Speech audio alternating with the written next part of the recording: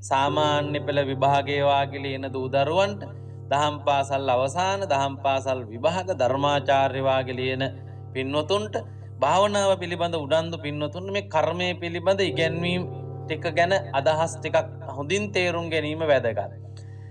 විපාක දෙන කාලය අනුව කර්මය විපාක දීම් ආකාර 4ක් ධර්මයේ උගන්වනවා. එකක් තමයි ditta ධම්ම වේදනීය කර්ම.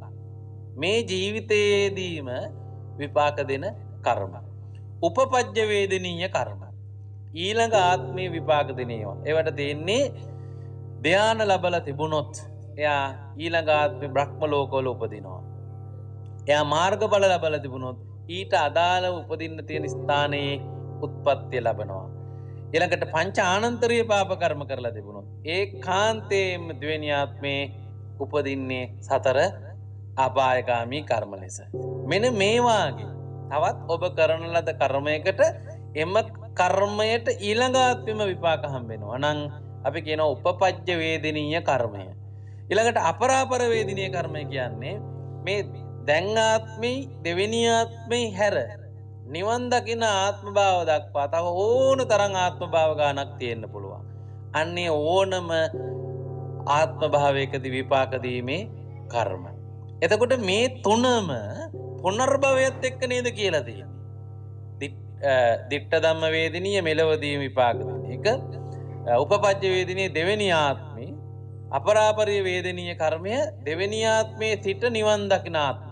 අහෝසි කර්මත් කියලා කර්මයක් තියෙනවා. ඒ මොකද්ද? නිවන් දැක්කොත් අරිහත්ත්වයට හෝ යම් මාර්ගඵලයකටපත් වුනොත් ඒ පත් වූ දියුණු මට්ටම නිසා විපාක දෙන්න බැරුව අහෝසි වෙන කර්ම තියෙනවා. උදාහරණයක් විදිහට ඔබ සෝතාපන්න වුණොත් පින්වත්නි සතර අපායේ උපදින්නේ නැහැ. ආත්ම භාව 7කට ආත්ම භාවයේ තීරණය සීමා වෙනවා. ඒ නිසා සතර අපායගාමී කර්ම අහෝසි වෙනවා. මොකද විපාක දෙන්න අවස්ථාවක් විදිහක් තැනක් හම්බෙන්නේ උපදින්න නැති හින්දා ඒ භූමියේ.